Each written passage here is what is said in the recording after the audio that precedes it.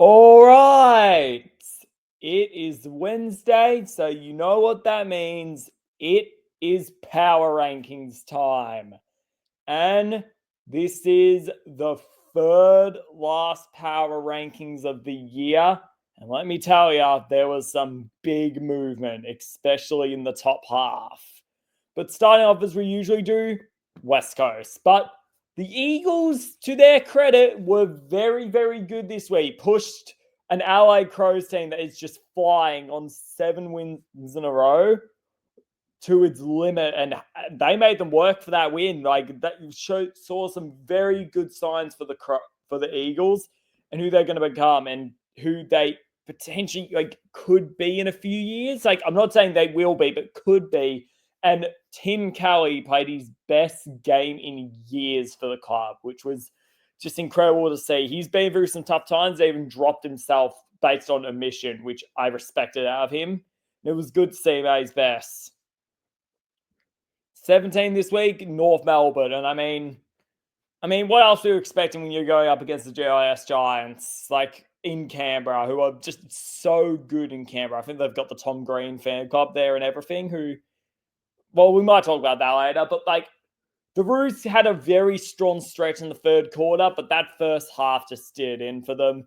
It was 36 points at halftime, which is a lot better than I was expecting, but overall, just the Roos just struggled throughout the first half of this game and ultimately just couldn't come back into it. It's just same usual passengers at the end of the day as they just keep trudging along the end of the season. Winnable game this week in Hobart. In 16, Essendon, and another team that had an incredible effort. And I think that is a good theme. A lot of teams showed strong effort this week. Strong effort, except one. But I'll get to that team in a second. And the Bombers, again, showed really strong effort. And the Cats did not have it all their way at Gardenia Park on Friday night. Liam McMahon was incredible in this game and kicked 4 goals and showed what he could be. So, yeah, Essendon, another team that can definitely hold their heads high in the performance this week. 15, Richmond. And the Tigers lost, but it was only by 4 points in the end. And while the St Kilda just guard them and just put them in defensive struggle all throughout this game, and Richmond had their chances to win this late. Like Camden McIntosh ran over the mark late, and that was just so brutal for the Tigers in this game overall. And yeah, they couldn't come back from that and ultimately lost by 4 points. I think they'll be very interesting to see what they do next year when they get more development from their young core when Sam Lawler comes back. But for now, place in 15. In 14 this week, and I actually made an error last week. This team was supposed to be 14 last week, but I made an error. I'll admit that.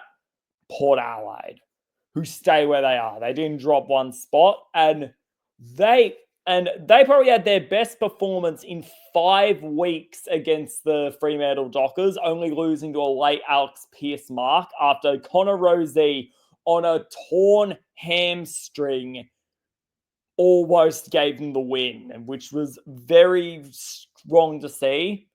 And after that first quarter, I did not think we were going to get to that at all regarding the power of this game. So very, very good performance from them.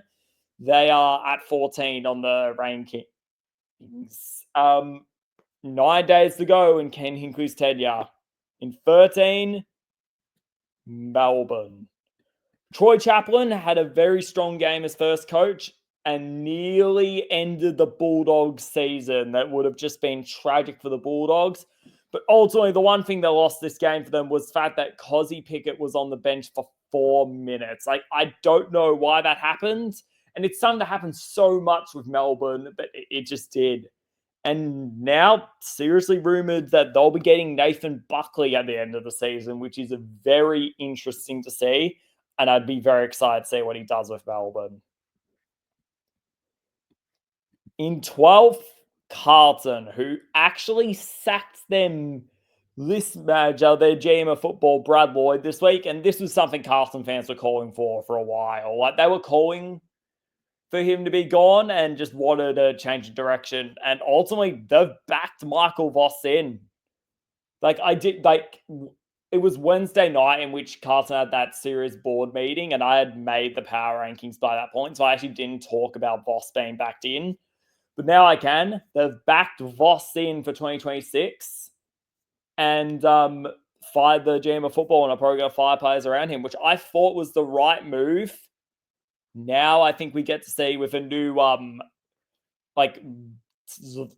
team of leadership around him and different players how Michael Voss is going to go in the Carlton job. So very interesting. Carlton will be 100% a team to watch next year for that reason.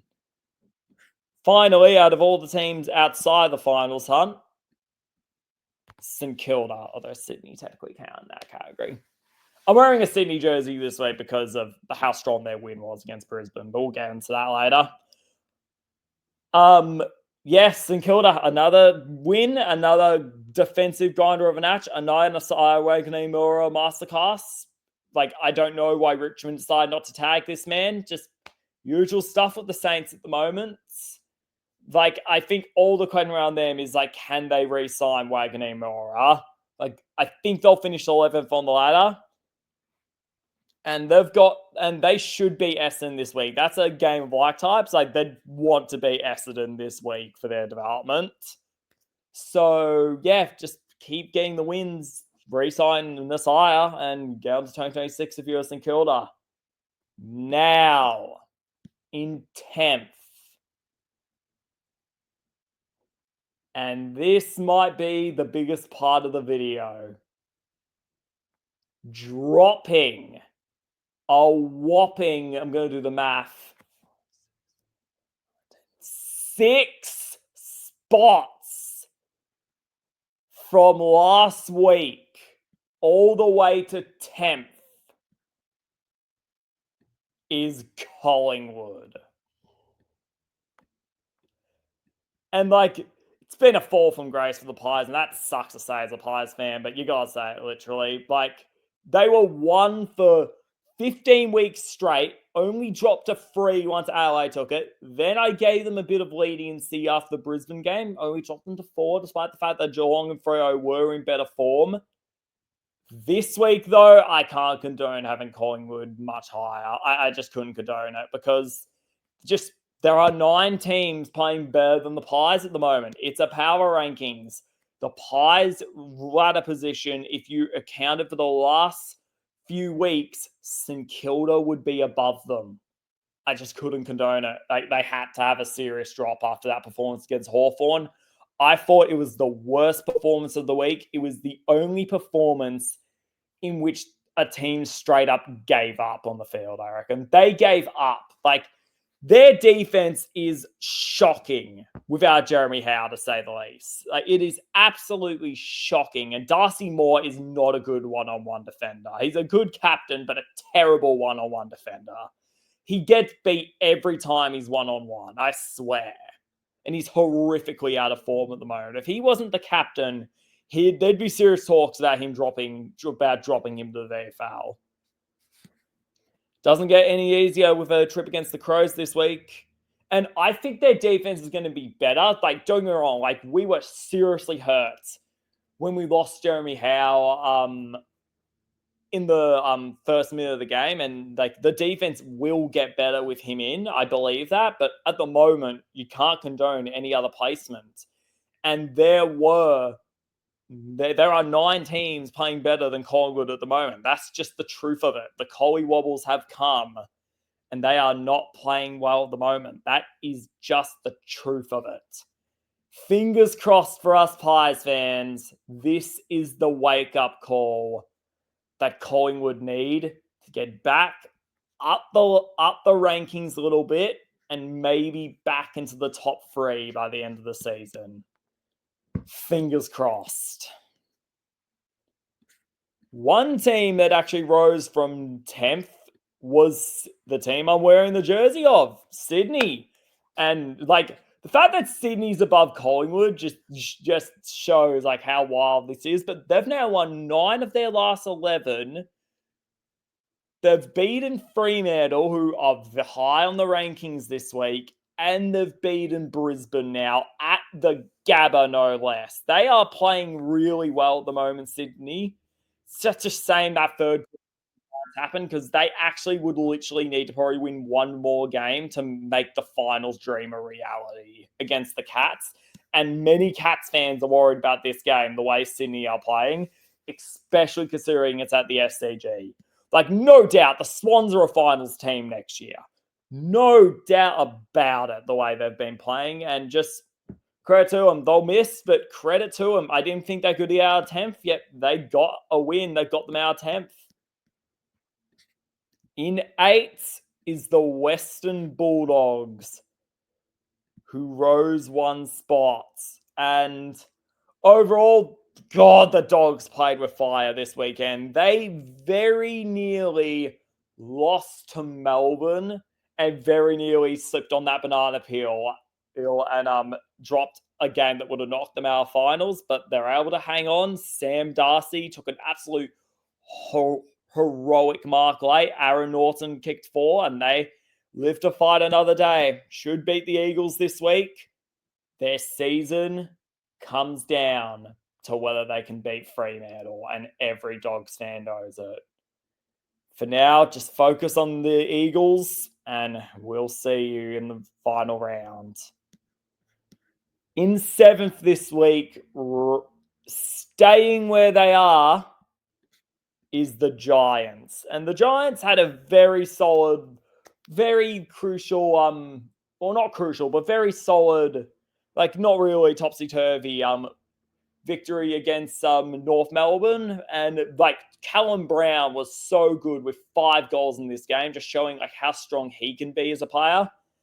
And now they have the biggest expansion cup they've had in their history.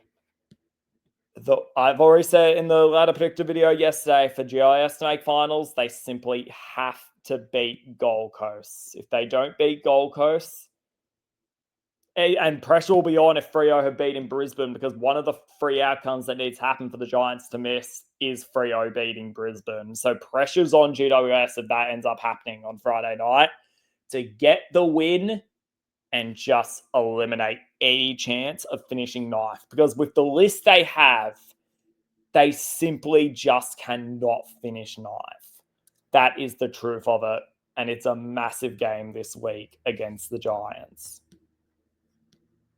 Rising 2 spots this week, Hawthorn. And if Collingwood, if a story from Thursday night was the demise of the Pies and like just how off form they are, I think another storyline was also Hawthorn's getting themselves back in this campaign. The team I tipped to win it heading into the season, they're finding their way back in. It's not hockball or anything. It's nothing like that. I think they've been actually flying under the radar all season, which is out of character for them. But they really have been. They have been flying under the radar all season, the Hawks. And that 4 tall forward line, oh, it can absolutely work. Halsha Deer is such a phenomenal player. Nick Watson go around the ball so much. And James Sicily, I think, played his best game of the season. I said also it's critical that James Sicily gets back into form. That was a big talking point throughout the season. I think they're finally getting it. Win against Melbourne this week, and they'll have a showdown with the Brisbane Lions for top 4. Not to fall out of the 8, for top 4 this next week. So, yeah, and they made up 6% on Collingwood in this game as well. So, just absolutely massive week for the Hawks. They are back in top 4 contention, and are in the top 6 of the power rankings. Rising 1 spot this week, Freo, who are the highest they've been since I think in the middle of last year after they beat Sydney, when they were 3 at one point on these rankings. And it's been a steady climb. Like they were around about 7, 8 in the preseason, dropped all the way to 13 at one point after losing to Melbourne in that game, and St Kilda. Remember that St Kilda Thursday night game? Yeah, that seems like eons ago, the way Dockers are playing now. And now have steadily climbed all the way up to 5 in the rankings. 10 of their last 11. The Power gave them a challenge, but they got a crucial win.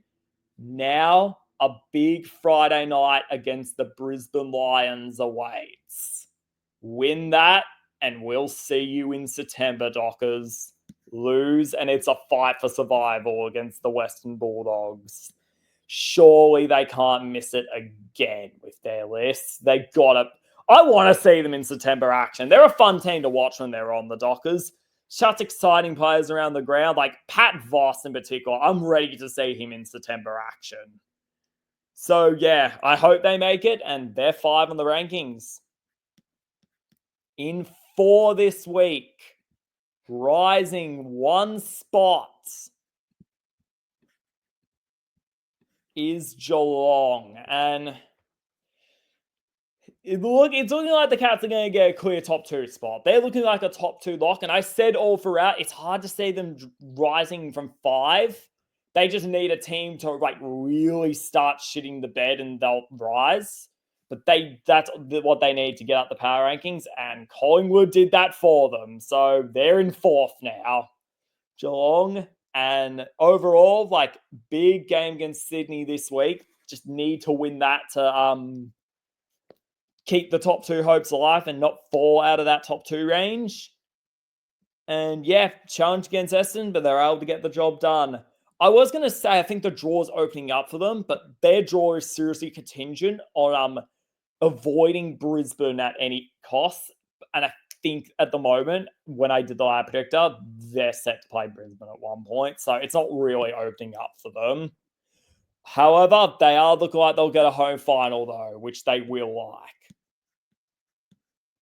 In 3rd this week, dropping 1 spot, is Brisbane. And Jesus Christ, they nearly stole Sydney's soul in that final minute of the game. They nearly stole Sydney's soul. They nearly did it, but just couldn't. And ultimately, the Swans were the better team all throughout that game. They just looked like they were just lacking in pace all throughout that game. And Wheeler got beaten in the middle again and ultimately dropped a crucial game that now means that they pretty much have to win their last 2 to get top 4.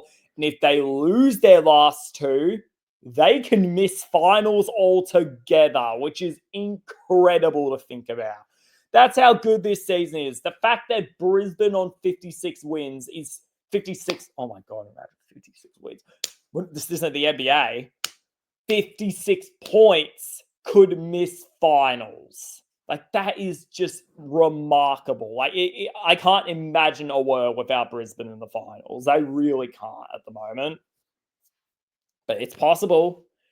So, ultimately, just the way their midfield got beaten and just how this win just lost, just puts more question marks around them, just had to make me drop them to 3. They're above Geelong because they've beaten Geelong, but tough game against the Dockers. They could fall to 4 or 5 if they lose that game. Will we get the Brisbane we saw against Sydney, or will we get the Brisbane that has dominated Geelong and Collingwood? We'll find out. My bet, honestly, I think we're going to see, I think the Dockers are going to get the good Brisbane on Friday night. I think they're getting the premiership winning Brisbane on Friday night, but we'll see. Number 2 this week, rising 1 spot for the highest ever ranking they've been, is the Gold Coast Suns. And sorry about the lag that's coming at the moment. I think my computer is trying to comprehend the fact that Gold Coast are 2nd on our power rankings at the moment, but that's what they are. 4 wins in a row. We're able to hold off a nice Carlton comeback. And overall, they are just going on their own pace, absolutely destroyed Brisbane in a win that's just looking more and more impressive.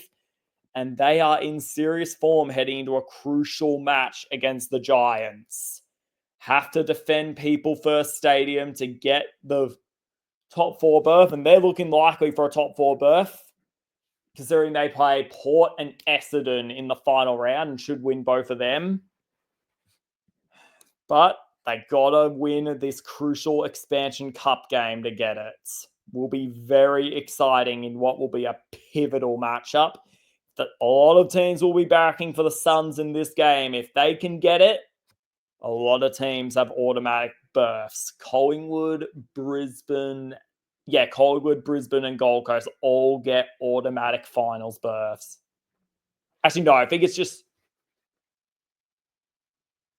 Actually, yeah, it is. Collingwood, Brisbane, Gold Coast get automatic finals berths if the Suns win. And number 1 for the 4th week in a row, despite a challenge from 18, Adelaide. And believe me, at one point in that third quarter, I was genuinely wondering if the Suns were actually going to be number 1 on these rankings for the first time. I was like, how far do we drop the Crows if they somehow lose the Eagles? Are they dropping to 5 if they lose the Eagles? Because you've got to punish your team if they do that. But ultimately, they're able to stay the ship and they're able to stay in first place overall. And now, if they beat Collingwood on Saturday night without Jeremy Howe, they're likely going to be the minor premiers, which is the insane turnaround, as I've said all this time, and are looking like a team who will get to play all their finals at Adelaide Oval, potentially could be coming where Snoop Dogg is waiting at the MCG. So yeah, with 2 rounds to go, these are the power rankings. Some teams rose, some teams fell, and another crucial week awaits all of us. Hope you enjoyed, and I'll see you guys, and we'll see you guys all on Friday after Friday night footy. Good luck to your team this week.